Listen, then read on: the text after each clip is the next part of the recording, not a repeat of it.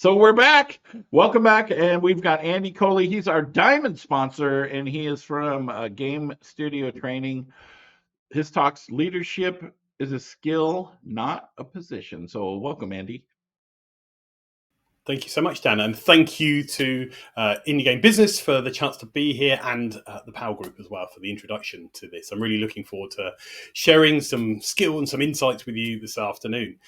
So we're just going to pop the slides up onto the screen.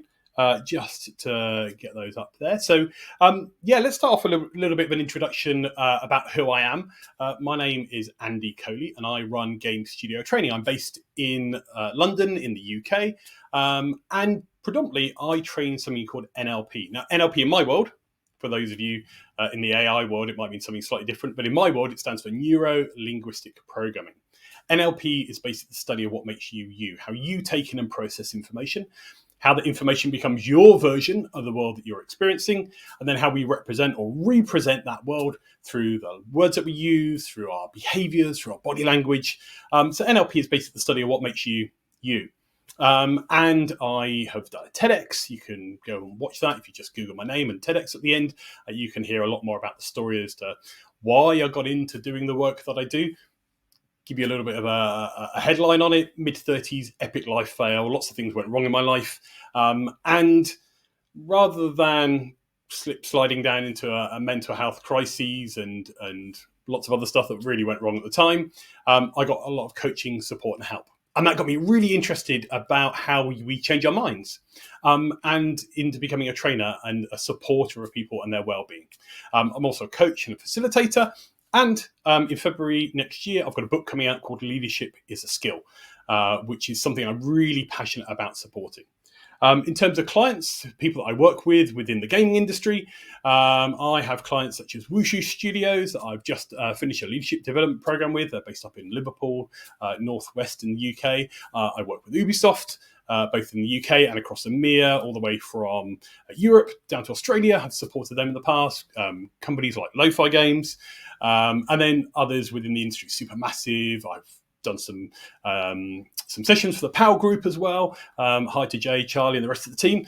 And then I've worked with other companies, Dressed, Lucid, Soul Assembly, Meta, all sorts of other studios within the industry as well, supporting them in various ways with their people skills development. So let's start this talk off, first of all, with a few stats around leadership and leadership development, because there's some really interesting stats that I came across when I was researching and doing some background into leadership development. So, for instance, one that came up here is 82% of managers have not had any proper leadership and management training. Now, maybe if you're working at a larger studio or you're looking working in a larger organization, perhaps you have some kind of structured leadership management training program in place. But predominantly, most studios do not have any kind of leadership development program as well. Only 27% of people describe their managers highly effective. That's a really interesting stat at the moment. What does highly effective mean? Are they somebody that supports you in your role within the team? Are they somebody that supports you in your journey in order to achieve and upskill and to grow the work that you're doing? Nearly 50% of people have quit a job due to the relationship specifically with their boss going sour.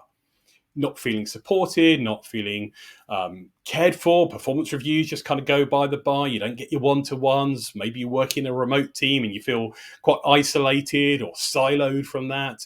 Or you just fall out with your boss. You just don't get on. You're too much for a kind of personality clash. A lot of people quit specifically because they don't like the relationship they're having with the boss. And then this is a key one as well. Only 18% of people feel that they can actually trust their boss and their manager. 18% of people. Now, if you consider that trust is a big part of psychological safety, and people want to turn up to work and feel safe, that they feel like they can say and give feedback without, being shouted down or not listened to or overridden all the time, that is a really stark statistic. So my passion is to enable you to think that actually, do you know what? Leadership is a skill. But it's a skill that does not come with the job title. It's not all of a sudden you become a lead or a senior and you're progressing up through the ranks within the studio, or maybe you create the studio yourself. Some other people, maybe you've been made redundant, you get this really good idea and you start this studio. Just because you become heads of studio does not mean all of a sudden you're imbued with this power of being able to lead teams and manage teams. And it's definitely not a skill when you get your first team member. So many people become accidental managers, more often than not because they are the best person at the job. They might become a principal art, but you're the best person in the art team. Well, we're going to give you a couple more juniors and you can get them on board. You can manage them as well. You think, oh, great, how do I do this? And it's definitely not a superpower. It's not something that just appears overnight that you can suddenly do without that ability to be able to learn how to do it. So I truly believe that leadership is a skill. And like all skills, it can be learned. And I think that's one of the important things I really want to touch on here is what are some of the key components that that leadership is about. So I'm going to give you several different areas that I believe are foundational aspects of leadership. So first of all, it's looking at things like emotional intelligence. Now, you've probably heard the name emotional intelligence banded around.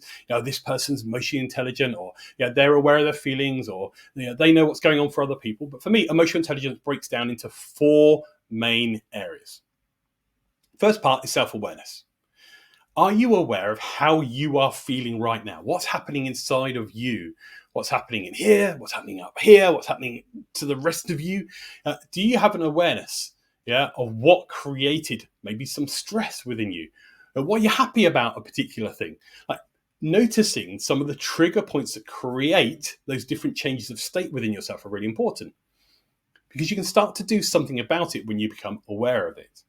And even more, if there's states that you are not comfortable being in, like you get upset, you get angry, you get annoyed, you get frustrated. Oh, why are these people not doing what I keep asking and telling them to do?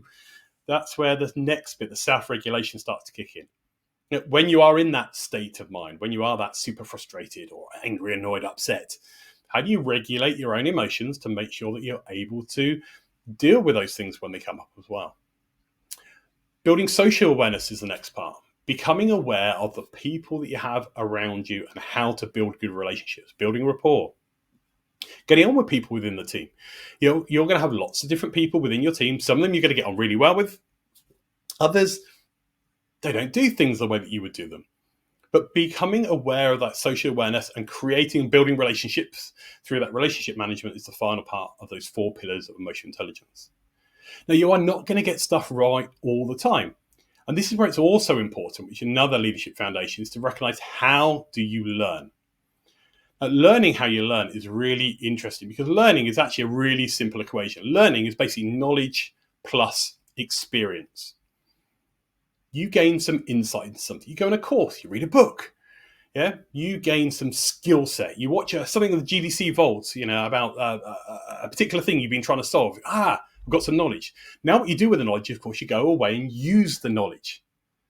And then that becomes learning. And the thing that loops it back round is feedback. Feedback is one of the key elements that makes it really important to keep that learning process going. Because that learning becomes new knowledge. So you've done something with the knowledge, you've had an experience with it, that is learning. Did it work well? Did it not work so well? What do I change the next time round? Becoming self-aware.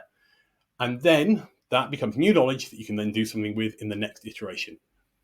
Learning is really simple. We go through 4 stages of learning. We start off unconsciously incompetent, like we don't know what we don't know. Then we become consciously incompetent. We're not very good at it because we're not very skilled at it. Then we become consciously competent. We're getting better. We start to think about it a bit until we become unconsciously competent. We just do it. Any skill set you've learned, from using an application to working in teams to riding a bike to utilizing how you first learned to use a mobile phone, you will go through those 4 stages of learning. You'll start off not knowing, you'll start off being rubbish, you'll get better at it, but still have to think about it until you just do it.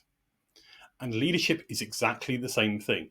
If you get the foundations right, you're able to keep that learning process going.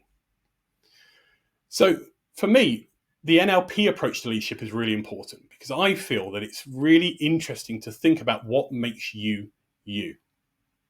And the way that we learn stuff typically, first of all, because we're not taught everything in our life, is that we model the people and the world around us. And so becoming aware of the shadow that's been cast upon you is really important, because sometimes in your life you will have had really good leaders and managers. And by the way, I kind of differentiate a leader as being, the leader is the one that kind of sets the course, it sets the vision, sets the direction, and the managers kind of help the person and the process and the procedure to happen. It's like, right, we're going to go off on that direction. The manager goes, right, set the sail to this, we're going to do this way, haul this in, and we're going to get going on this. So for me, leadership is about the visionary piece as well. And you'll have had good leaders, good managers in the past. You'll also have probably had some bad leaders and bad managers. Now, I share with you an experience of a really good leader that I've had in my past. I was really lucky enough when I was coming up to do a degree. I did a computer science degree to get a place at IBM to do my computer science degree. One of only 20 students that were in this particular cohort, this group. And we actually got paid and employed by IBM to do our degree, which is fantastic. I was working in the R&D department at IBM down on the south coast in England, a place called Portsmouth. And we worked in a team. There were about 80 of us in the team. And we had a people manager within the team. It's her role to basically be able to manage everybody from me as the just come out of college, gone into university, didn't know. I'd only had a paper round before I started at IBM. I didn't know corporate how to get on processes and systems and all this kind of stuff. So she was really good at helping me. To all those people that had been at IBM since the dawn of computing, to be honest. I mean, we still had tape feeding drives down at the bottom of the IBM. Everybody with the beards and sandals who were just there doing all the R&D, playing with stuff. We were playing with VR back in 95, 96.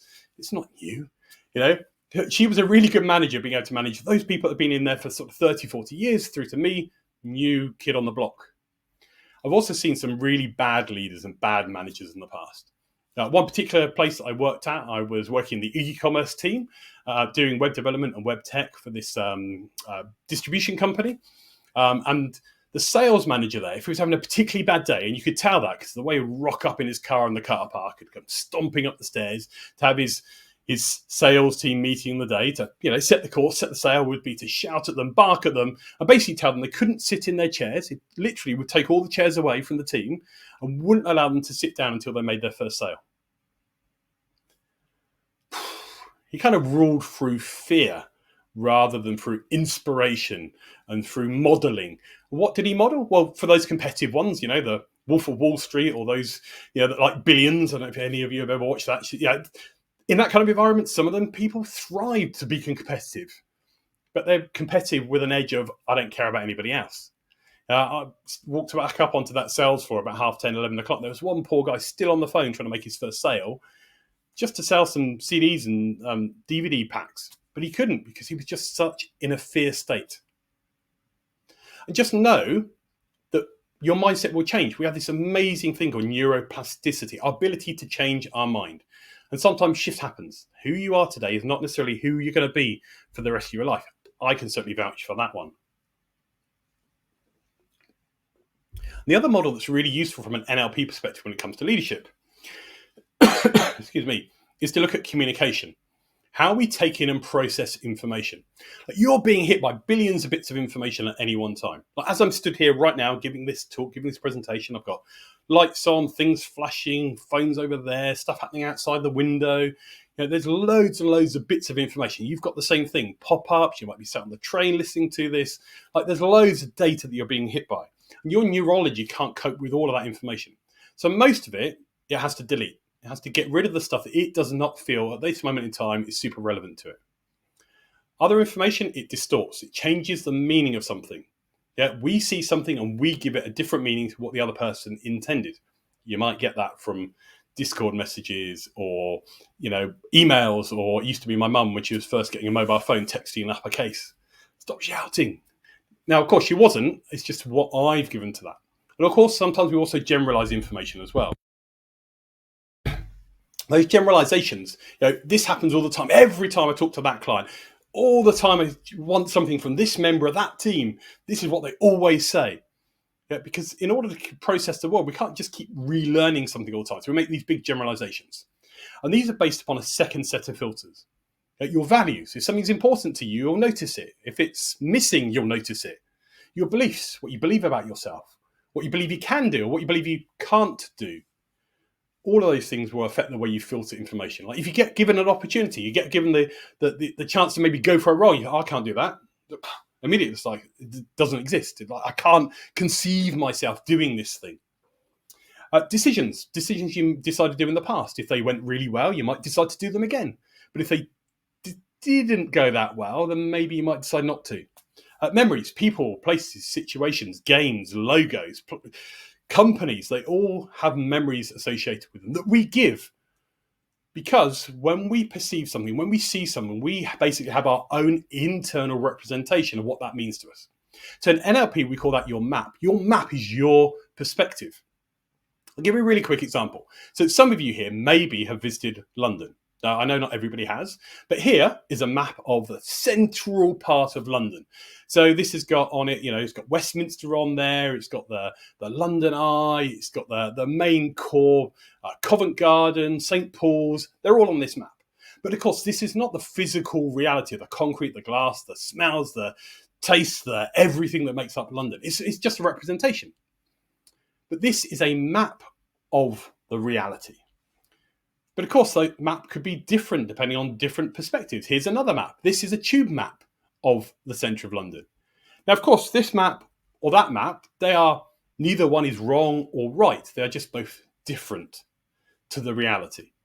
Because nothing that we could draw, nothing that we could say will actually represent that in reality to somebody else. Because as soon as you hear something, as soon as I communicate something to you, I'm communicating my map.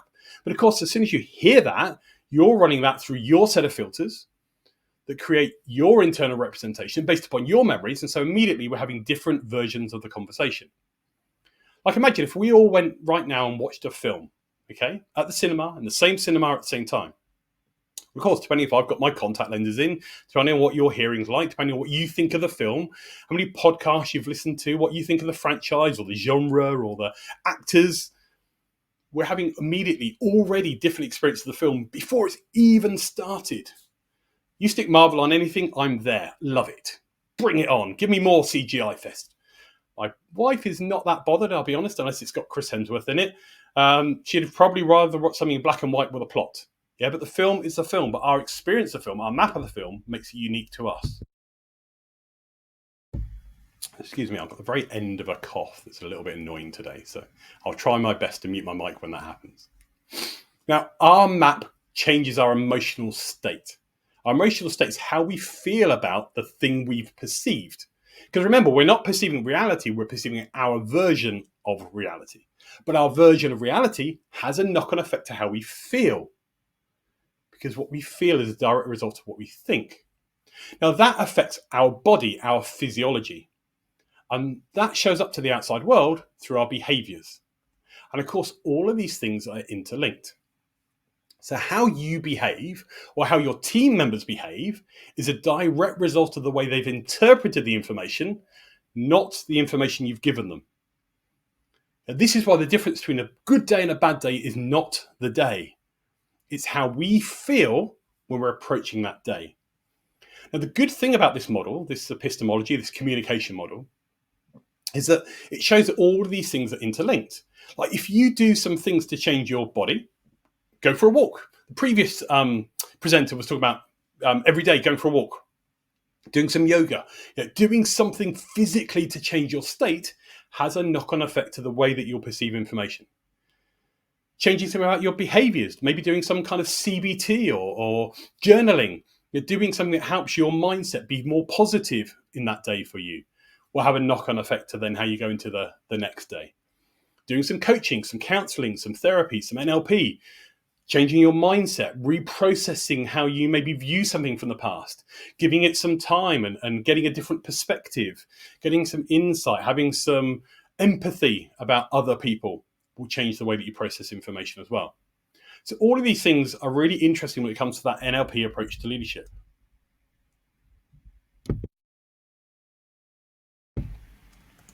Now, the next area to look at really is about transformational leadership. Yeah? How do you transform your approach to showing up as a leader? Well, first of all, connecting to your why. Why are you doing what you are doing? What is your role as a leader? Is it to get a project finished? Is it to inspire the team? Is it to get this game launched over a long period of time? So therefore, you've got to keep the momentum going, reminding people why you're so passionate about making this particular platform game, mobile game, console game, whatever it is that you're doing, and making sure that you are connecting to your why. Sometimes you need to navigate team maturity. Now, teams mature in different ways. There's a maturity matrix that looks at how teams come together. First of all, they form. So the team starts to come together. They get on really well to begin with because they're getting to know each other. But once they got to know each other, then a little bit of the ego starts to come in. A little bit of hierarchy starts to kick in. Oh, I think I'm better than them at this, and they're more senior than me at that. So I'll follow their lead on here. And the team also then starts to butt heads a little bit, gets a bit stormy. That's normal because the team needs to find its place under the leadership of the people in charge. And then the team will start to find their norms, their normal ways of operating. That's the norming phase till finally they go into the performing phase. So if your team starts to get a bit stormy, just look at what's happening, what's being communicated to them. How do you need to navigate your way through that? We'll come on to different ways of leading in a minute. But just being aware of where and how your team come together and operate together is really important. And then in different situations, you need to be a different kind of leader and also setting boundaries. When do you switch off from work? How do you manage your own mental well-being as a leader? You are not expected to be on 24/7. Even people like myself that work for ourselves, you have to be able to switch off and be able to set boundaries around how do you communicate? When do you show up for other people? Let's face it, making a game is important, especially around launch dates and all the rest of it, but you're not doing heart surgery, okay? So therefore, you must be able to make sure that your own well-being and the ability to switch off is also there to be able to look after yourself as a leader. Now, I talked about situational leadership, and there's a great model called the 3 E's model that I want to share with you. Because when you're coming into a role, you've got your team. And initially, when you're working with the team, you need to be at the core of that team. You need to be very much in charge of the team. Before you start moving to be able to support the team, being amongst the team, showing them how to do it and showing that you can do it and you're willing to do it, until eventually you get out of their way and put yourself into trust mode. And of course, depending on the team, depending on the people in the team, depending on what point in a project they are, you're going to need to evolve between these 3 different phases in different ways. Because first of all, you need to be able to put yourself in control. And to do that, that's about setting expectations. What am I expecting from the team? It's about giving direction. It's about giving clarity. Yeah. Now, you need to use this when there's uncertainty, when there's ambiguity, when there's mixed messages coming. You might need to do this if the team are feeling a bit lost, a bit anxious. If there's an emergency or something's gone out of control, you might need to set into this phase. Or if the team's an immature team or a new team, you need to give a lot more direction. But beware of staying in control phase. It can feel such like, oh, I need to be in control of everybody. I need to know exactly what everybody's doing and give them direction all the time, even those that have been doing the job for ages. That's a lot of work for you as a leader. And I'll be honest, it'll absolutely annoy those with a lot of experience because now you're micromanaging them. The art of being a leader is telling people what you want, when you need it by, what if they've got questions and how do they come to you to get support, but let them develop the how. The how is where that 4 steps to learning is. How will they solve this for themselves? They might solve it in a completely different way, but as long as they achieve what you want, when you want it by, that's great. But if they need more skill and more experience, they can come to you for support. Now, support is about creating engagement, getting people on board with the process. Yeah, and this is keeping them on board and keeping them delivering. Now, when you need to get your hands in and get your hands dirty and get stuff going and take action, you need to be in support phase. When you need to coach somebody, when you need to provide them with coaching or mentoring, when you need to demonstrate you're prepared to do what you're asking of other people, again, you're much more in support phase. When you kind of know the outcome and the team need help with delivery, that's, again, when you're much more in support phase. Or when an individual needs your attention as well. The problem with staying in support phase, though, is that it can feel nice and friendly being in support phase. Yeah. Maybe you prefer to be in support phase because you used to be one of the team and now you're leading the team.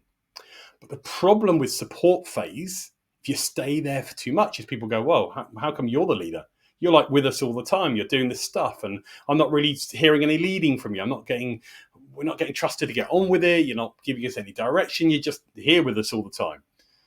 And so sometimes the team can almost vote their own psychological, subconscious leader, somebody that they might turn to for advice or for direction that isn't you. So beware of staying in support phase. It can feel nice and friendly, but it isn't where your team needs you to be. And then finally, you get the trust phase. The trust phase is all about just letting your team get on with it. Yeah, when the team know what they are doing, when they need to do it by, that's when you should be in trust phase. Yeah, when they understand the impact of what their work is doing and what's expected of it and where it all fits in, again, this is when they should be in trust phase. And also when you need to step back and get out of the way and get a little bit more higher level within a project and get less hands off, that's again when you should be in trust phase. So whichever of these phases that you're in, whether it's control, support, or trust, deciding which of those the individual, the project at that moment in time needs is one of the important things that you'll start to learn about. And sometimes you'll get that wrong to get it right. Remember, that's learning and action. Key thing is, are you aware enough? Are you getting the feedback from the team that's telling you which of these things do I need to be in?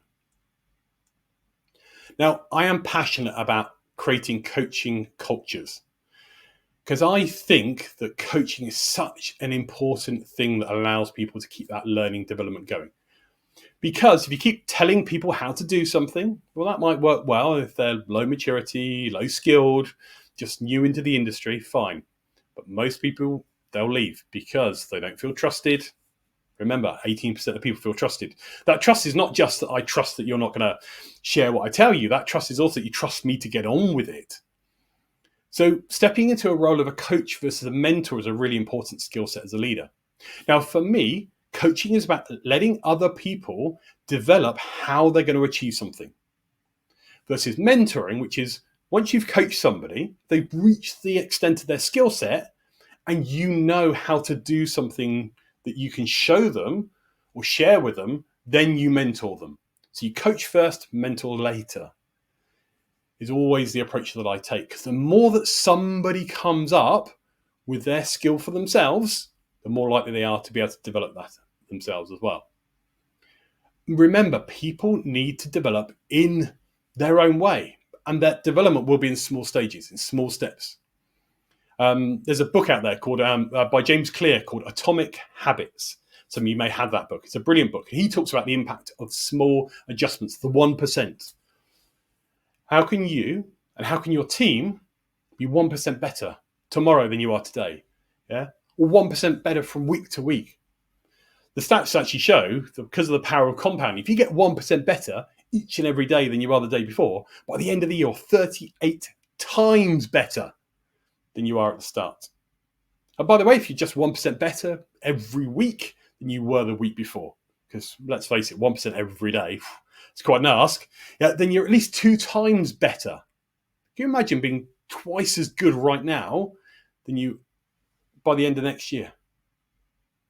And already look how better you are right now than you were the year before.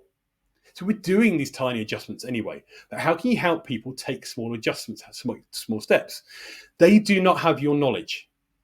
So that's where the coaching, the mentoring comes in. They cannot leap across that massive chasm to where you are because you didn't leap across there. You took small, tiny steps to get you to where you are today. And the key thing really when you're coaching people is to listen and ask good questions. The better the questions that you ask and the more you listen to the reply, the more you'll get to understand their map and their perspective. And this little acronym is really useful when you're coaching people as well, which is WAIT. Why am I talking?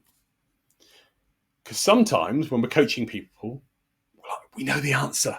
I know this stuff. I know how to get you across that chasm. I can catapult you over there right now, which is great for this one. But what happens when the next chasm comes and you're not around and you're on holiday? And how do they overcome it? How do they learn about how they learn? That's why it's really important sometimes to just wait. curb your enthusiasm, let them develop how they're going to solve something. A really important skill. Because if people own their own outcomes and they have that mindset that allows them to think, I am not just going to keep being who I am right now today. I'm going to grow myself, grow my skill set, grow my experience, grow my portfolio. I feel like I've achieved something by this time next year or in the next performance review. And so asking them what needs to happen for them to grow is a really important coaching skill set. What do you need? What do you need from me? What do you need from the studio? What do you need from the team? Yeah, in order for you to step up and get into that next role. But of course, things don't always run smoothly. Sometimes there is conflict, there is change, there are things that happen that get in the way.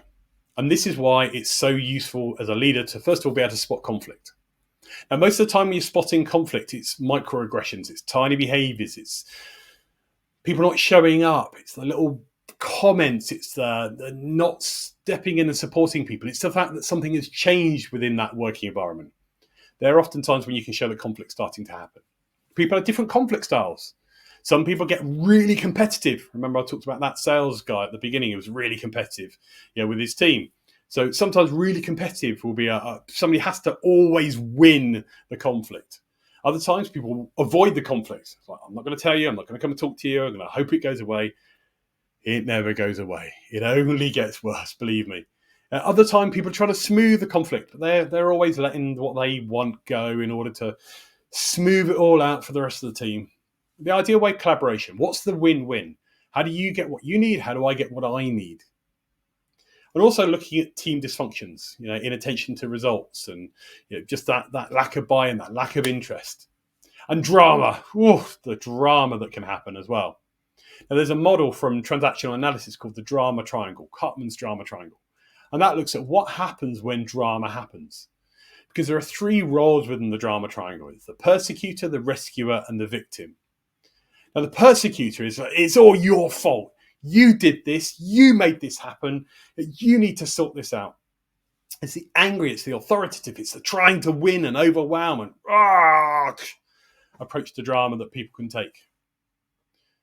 What the persecutor is often trying to do is create a victim. Oh, I'm sorry. I'm really sorry. I didn't mean to do this. I didn't mean to upset you. I didn't mean to make that happen. How can I solve this? I won't do that again. But it's a very immediate low power position to be in. They feel very done to. Can't find joy. They can't, don't feel like they're progressing. Everything, the world's against them. The teams against them, the systems against them, the software's against them.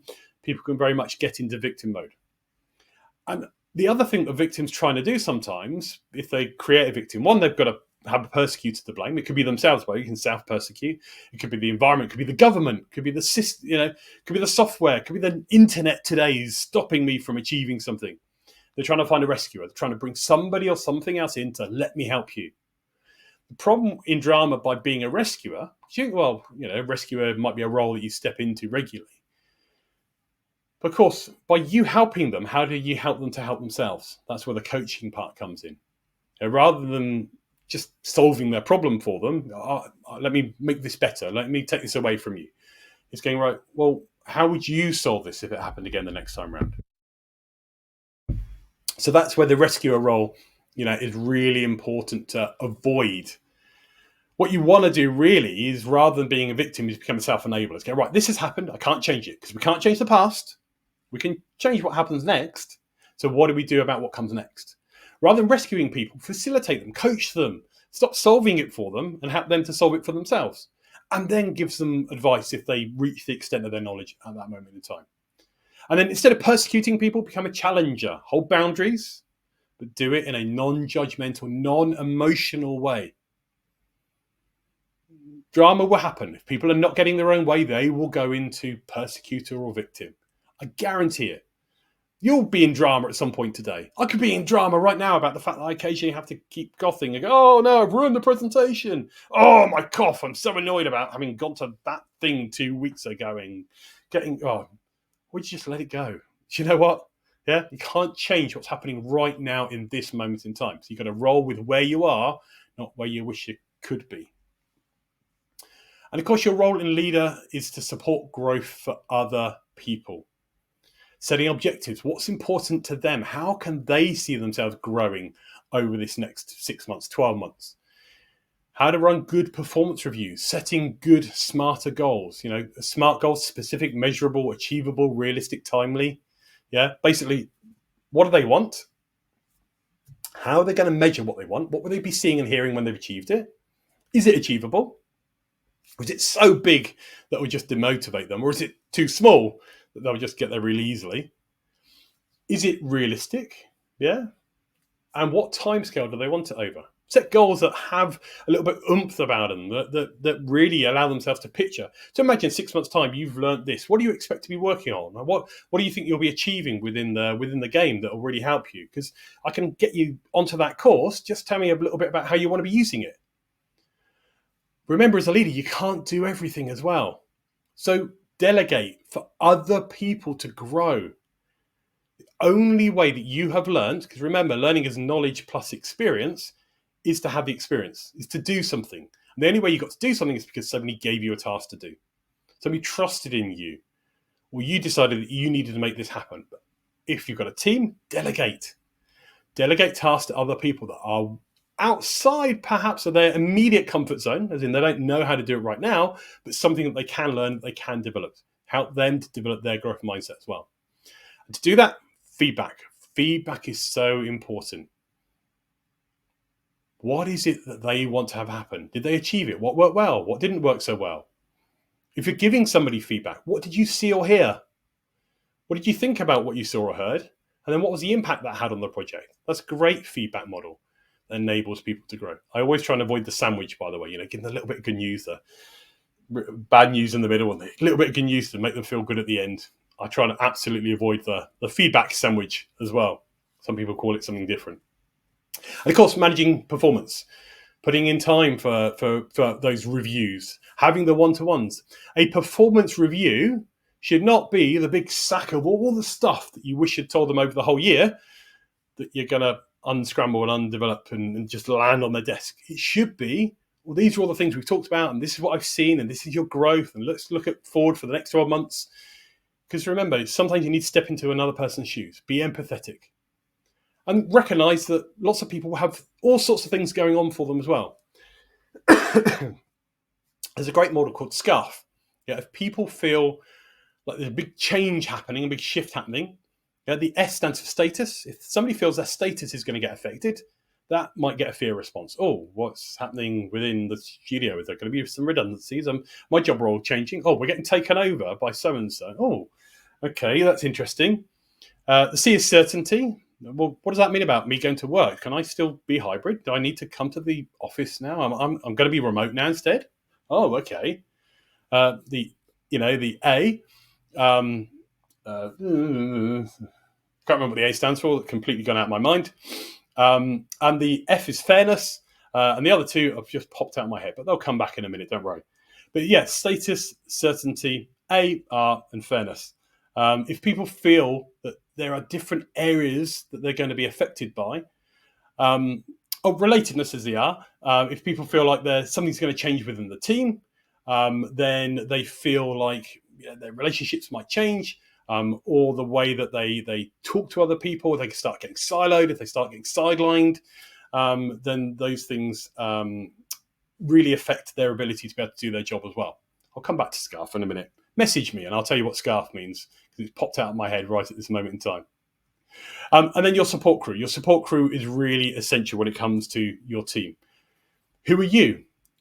How do you show up into the world? What do people think about you in the outside world? If you were to ask people in your network, what do they think of you? What do they think about you? What's your professional, personal persona? That's really important. Network with intent. Build relationships. You never know when you might need your network out there in that environment. And the power of your connections, they're definitely something as a leader, they're the people you turn to for advice, for support, for a role if you happen to have been made redundant, along with the tens of thousands of other people this year. I know a lot of people have managed to learn new and land new jobs because they've managed to get out to their peer support network. Peer coaching, peer mentoring can be really useful. Being part of groups the value of community should never be underlooked as a leader as well. And if you can, give back. If you're in a position where you have advice, where you have support, where you're able to give back, then please also look at giving back to a community as well. I see so many people today on this leadership conference giving back, giving their time, giving their support, giving their advice. That's also part of it as well. But that can also raise their profile, give back to a community, help them be seen as a thought leader within a particular area as well. And the final part is make sure that you can review and plan ahead. So really, this is about setting the sail for what's next. Yeah, looking backwards can help you to plan forwards, but don't keep staring backwards. It's like glance backwards in order to look forwards is an expression I heard today when I was listening to a podcast, what I thought was a really good one. Celebrate your successes. What worked well? And remember that learning is a cycle. What also didn't work so well. In order to do that, create a development plan, create an action plan. What is it you would like to have happen over the next 12 months? Getting to that point of the year, certainly when we're running this conference, it's coming up for early December. And that's the time when people often do a review of the year. They think about what it is they'd like to have happen. But wherever you are, whenever you're watching this, what's your next month going to look like? Your next 3 months, your next 6 months, your next project, your next game. What is it you would like to do? Start to create an action plan. Yeah, and then start breaking that dream, that plan down into steps. And then get those steps backed by action. Take massive action. Do something about it. And also, everything that you do will create a legacy. Within a project, within a game, you'll be able to look back at something you worked on and go, oh, I had a hand in that. I know people in the industry, they go, oh, I worked on so-and-so thing. Oh, wow, I remember playing on that when I was a kid with my Spectrum, my Atari, and all the other stuff. Wow, you developed that game? That was amazing. And also think about what's next for you. What is it you would like to have happen? What gives you meaning? And of course, that meaning may change in your life. You might start off in your career and then you might have other stuff happening in your personal life. You might get into a relationship. You might have kids. You might lose family members. You might change. You might then get made redundant. Something else will then happen. Keep reevaluating your goals, your what's next for you, because those things will change. So for me, leadership is a skill. Absolutely enables you to transform your impact as a leader. This is what my book cover looks like. Like I say, it comes out in February. I provide training and support for studio. If you're watching this, you think, there's some really interesting stuff here. I mean, like you're really curious now to know what the word scarf means. I mean, that could be, for instance. Then I can help your studio in terms of leadership development programs, facilitations, away days, talks, workshops. I do work around boundaries and all sorts of things. If I can get the slides going in the right order. Also one-to-one support and coaching as well. All that kind of stuff is on my website and Game Studio Training. Like I say, I've recently worked with Wushu. I had a great thing from Zhuja there, who's the head of People and Culture. And Wushu have just become a keyword studio as well as part of that. And like I say, they partnered with me, and over 5 months, we delivered 2 cohorts of leadership training into their team, all done remotely because Wushu are predominantly a remote studio. And that we were then able to take their leaders and their managers through that process as well. If you're really interested in leadership and you want to find out more about my book, a lot of the flow today that we've covered in a very 45-minute session is being about content that is actively in the book with how-tos and all the rest of it. Then please take a quick scan of that QR code. And then I'll send you the first few chapters and you can win a signed copy of the book. No matter where in the world you are, I'll make sure it gets sent out to you. It's just really interesting to think about how can you gain your skill set as a leader. Leadership is not something you have to know how to do straight out the blocks. It's something that will come, that you will develop, that you will be rubbish at and good at, depending on the models, the people that you've had around you in your world, the people that have been in your environment. Because remember, you are not always going to be good at everything. Leadership is a skill. And like any skill or any mindset, if you don't like something, you can change it. And if you can't change it, then it's worth thinking about how can you change your attitude to it. So that's me, Andy Coley.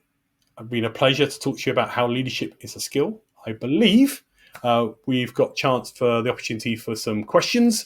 Dan, I don't know if you've been keeping an eye on the chat. If there are, Oh yeah, for sure. Yep. We've got some good questions. Thank you, Andy. That was awesome. That was no amazing. worries. Thank you. Let's see here.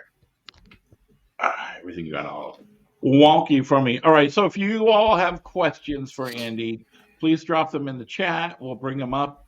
We've got a couple things here. Rebel from YouTube had stated it's finding it's indefinitely more difficult to lead nonprofit volunteers than in the corporate space with paid employees. And the question for that: any tips for leading in a volunteer scenario? Example: people not getting their tasks done month after month. How to gently push them along and adhere to agreed deadlines. Yes. I guess you sometimes have this perception that if you're getting paid, that's more of an incentive. Typically, people are going to work in order to earn their money, to pay for stuff, to support their family or their living or their house or buy food, whatever those things are. So there's a perception that corporate, you have a bit more buy-in. Often in a not-for-profit or a charity, it's connecting to people's values. Why are they supporting that not-for-profit? What is it that first drew them into that environment where they are supporting? I don't know about where you live, but typically in the UK, people who are very much connected to their higher purpose or their values, those are people often get into the work, or certainly in the UK, and in things like healthcare. They become support workers. They become people working in charities. So I do quite a lot of work outside of games as well, and the charity sector is one that I do support. And typically you'll find that because they've got a calling, because they maybe used to be in that environment, they were in something where they needed a not-for-profit to help support them. It's resetting people to think, why are you doing what you need to do, and reconnect them with that passion. Do a little bit of facilitation, a little bit of work to get them to reconnect to why do they do what they do. And I think at that point, giving them that little bit of reconnection, then stepping back is, right, if this is why you're doing what you're doing, let's revisit your tasks, your project, the plan, the team, and then go, right, how do what these tasks help you to tick that internal box of your values and your beliefs and all the things associated with it. I think if you can reconnect people to that, because sometimes, and you might have found this, sometimes you lose your passion, particularly if you've been working on a game for a long time. It's like, God, this thing I started 3 or 4 years ago, I've just got it into a demo onto Steam, and still we're doing this. Oh, Christ, it's a long haul on this. Connecting people with that, why am I doing it? What's it about? Those passion pieces, particularly not-for-profit, that I think is a big key part. Remind the team and remind the individuals, get them to remind themselves why they're doing it. And I think that will help you to reconnect to that. It's kind of like how when like working for a charity, the content that we produce would like tug on people's heartstrings, and that's kind of what it is, right? It's like tugging on your heartstrings. Why are you doing this in the first place? That's really good. Yeah. So what about conflict? Conflict in the workplace? I mean, it's there. You touched a little bit on it, and my computer is messing up somehow. There we go.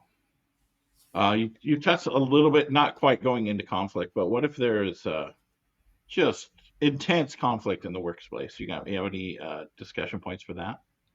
Yeah, I mean, intense conflict is something that people have to deal with all the time. Different personalities, different perspectives, different egos. That might be because you're rubbing up against somebody and it feels like you're trashing their idea, therefore you're trashing them. It can come up because you've fallen out on a particular approach because they're acting like an idiot and you're just not sharing their values and their approach. The thing is, as professionals in the workplace, how can you try and set some boundaries about how you can work well together? How do you get mediation? How do you get facilitation? Get HR involved if you need to get support with that. That is ultimately why those departments, those areas are there, to be able to help, to be able to mediate between people as well. Or get a facilitator, get a mediator in to kind of just go, right, what's happened? Why are we at this place where we are not getting on? Like, what's evolved? People typically will not go straight into clashing. Something will have happened. People are holding on to stuff. Something happened on a previous project. There'll be, like I say, egos involved or some kind of sense of change of status. Going back to that scarf model, oh, how come you're the one that got brought into this? I thought I was going to get that role, and now you've come in, and immediately it's like the hostility, the persecutor part of the drama triangle is there. So the key thing is, first of all, try and self-regulate, keep yourself calm, approaching those, because you are not do yourself any favor if you're immediately in flight or fight response every time you see them, every email you get from them. So notice, how are they triggering you? A trigger is an external thing creating an internal reaction. So notice what the trigger points are that are creating that sense of conflict, and how can you maybe go into a conversation with curiosity. Sometimes we know how to press each other's buttons, but resist being drawn into that. And what can you do to really understand what the other person means? Typically, when we're in conflict, we switch off our listening, we're in our red brain, we feel like we're under attack. And so immediately we go into our flight or fight response. So this is where the breath can be really important. You've got two things within your autonomic nervous system, which is basically the thing that takes everything from your sort of gut signals and helps you to regulate and runs your brain and your heart, and your lungs, and all the other body systems. There's a parasympathetic nervous system, which is helps us to stay calm and in control. It's sort of, you can connect to that by breathing much more deeply, by giving yourself a bit of a moment. We tend to be much more in that mode if we're doing yoga or Pilates, or just taking a breath, particularly a deep breath, but a breath where you breathe out more than you breathe in. But if we feel under attack, we're much more in our sympathetic nervous system. That's our flight-fight response, which is great for dealing with stress. If we need to get something done, or something immediately is happening, we need to jump on it straight away. That kind of gives us the adrenaline, gives us the cortisol, gets us going. But of course, if we stay in stress for too long, it becomes distress, that becomes dis-ease. More often than not, we physically hold on to this stuff, and our neurology is constantly being flooded by chemicals that are not doing us any favor. And ultimately, you also have to decide, is this the place where I want to be? If you cannot resolve that conflict with that person, do you need to also look after your own well-being? Do you need to change teams? Do you need to change projects? Do you need to put yourself into the situation if the studio isn't willing to help you, if you've tried everything you can possibly know right now to resolve this conflict and it's not happening, and the other person just is not doing it, then what can you do for yourself to protect your own well-being? Because nobody's going to do it for you. Particularly if you're not communicating that's going on, or you're just taking it home, or you're taking it out on your loved ones, then that's when you also have to reevaluate that conflict. But there are definitely ways of dealing with conflict, but very much how will depend on the situation, the person, and all those other bits. And that's where things like one-to-one coaching can come in really handy, or working with your HR team, or working with a peer group or a mentor or somebody in a different department, different team that isn't emotionally connected, that you can just use as a sounding board, would be my advice. Yeah, I saw, and this was on a video on Facebook, someone talking about their buttons, and the person said, well, you know what, if you didn't have a button to push, they couldn't push it. And that is easier said than done. Okay, we've got 5 minutes left, and we've got at least 4 questions. So do you want to go like bam, bam? You want to do a quick fire round? Yeah, we'll do quick fire. Go for it. Quick fire round. Bam, number 1 from Tigran on YouTube. Is leading a creative and routine work teams requiring the same skills, or are there significant differences in terms of which tools will work in one team and which will break another type? I wouldn't say that pretty much the approach to most teams is going to be very similar. A creative team might love a more creative approach. Let's get the stuff out there. Let's get the Post-it notes going, the boards, the thing. Let's sit down. Let's draw this stuff out. Versus maybe a process or an IT team, I'm going to generalize here, who may be a little bit more, just tell me what you want me to do and then let me get on with it, please. I don't want to go for all this airy-fairy stuff. But it's going to depend on the team. So try something. If it works, do more of it. If it doesn't work, change it. That's good. If it works, keep doing it. If it doesn't work, don't do it anymore. From Pedro on YouTube. Due to the reconsideration of in-person attendance model in workplaces over the last few years, how do you think it has impacted leadership at the management level? That's a deep question. That's good. Yeah, I mean, people need to feel connected to their teams, to their manager, to their role. How have you been showing up in a virtual space? How are you going to get people back into a physical space? I know a lot of studios are going through all sorts of stuff. Ubisoft is one of those on the continent, for instance. Where they're mandating that you must come back into the office, and the unions are coming up against that. I do know that some people love people being in that environment because they feel it's giving more creativity, more water cooler moments to be able to chat. It's all very much looking at what does each person consider, how can you lead it. If you've got not a massive team, you should be able to get around to those people and really find out what does each person feel that they need in order to get their needs met from that point of view. But when you're a manager, you need to change your style depending on the person. Not everybody in your team you can lead in exactly the same way. So that's where you've got to be adaptable. That's good. Okay, here we go. This is from the Joker of Aces from Twitch. How do you step back into? I remember you were saying you haven't been on Twitch. Here's your first Twitch comment. How do you step back into leadership after having leadership burnout from multiple instances of micromanagement leadership due to team members lacking experience and constantly asking for help? And a side note, even as a member, was promoted to leader out of need. So if they're constantly coming to you for advice and it feels like they need micromanaging, it might be because you've been treating them or training them to become a micromanager. I once worked with somebody who was a department manager, and he was getting so fed up with everybody coming to him for everything they needed to do, from ordering the stuff to what's the next thing you need me to work on. And in the end, it was just that he needed to step back and take much more the coaching and then trust mode. So he would keep teaching them to go, well, what do you think you need to do? How would you approach this? By changing the style of questioning, getting much more into that support mode, coaching them rather than telling them, and getting them used to the questions. Rather than coming to him and sort of knocking on the door, they'd be like, oh, I already know that he's going to ask me, how would I approach that? And what would I do? And they're like, oh, well, I might as well answer that and then go away and come back again. So it might be that inadvertently you've been operating from that level of leadership and you've trained them to have to come to you for that micromanaging. Also, set boundaries. Make sure that you switch off from being asked questions. And who can you delegate those to? Is there somebody you can put in a mid-level so that everybody who's junior goes to them rather than to you? So can you shuffle around the resources that you have so that somebody else is taking all the questions that take up all your time? That was good. I know we're doing 1 minute answers. He just said it was your fault. No,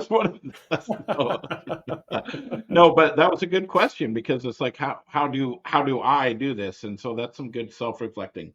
Okay, we've got one more here from Tigram YouTube. Is there any feedback techniques you would recommend to use, because it's important to not made when you're giving feedback to go into defensive mode? Not the sandwich, right? Not the sandwich. Definitely do not do the sandwich. Clean feedback. Look up the words clean feedback. Basically, clean feedback is about what's the evidence? What did you see or hear somebody else do from your perspective? Okay, evidence. Inference is what did you think about what you saw or heard from them? And then what was the impact? Because what you want to do is get away from giving only impact-based feedback. Is I saw you in the meeting, you didn't look interested, or you did a great job. Versus when we're in that meeting, you didn't take any notes. I assume that meant that you weren't that interested in the meeting. The impact was when I asked you questions later about what went on, you couldn't remember. Next time round, what works for me is I take notes, so that when we're able to recap something, then I'm able to draw upon that. So maybe you could try that the next time round. So evidence, inference, impact, clean feedback model. That's what I would recommend. It's in my book. Thanks so much. That's good. It's in your book. It's in the book, everybody. I actually put that into my browser because I'm going to read a little bit more about that. Thank you so much, Andy. This has been awesome. This is like, I have learned a lot from this brief about your book. I think I'm going to pick that up. Next, we've got Anita Hackstall. Communicate to elevate, setting expectations and providing effective feedback. Thanks. Thank you very much. It's been a pleasure.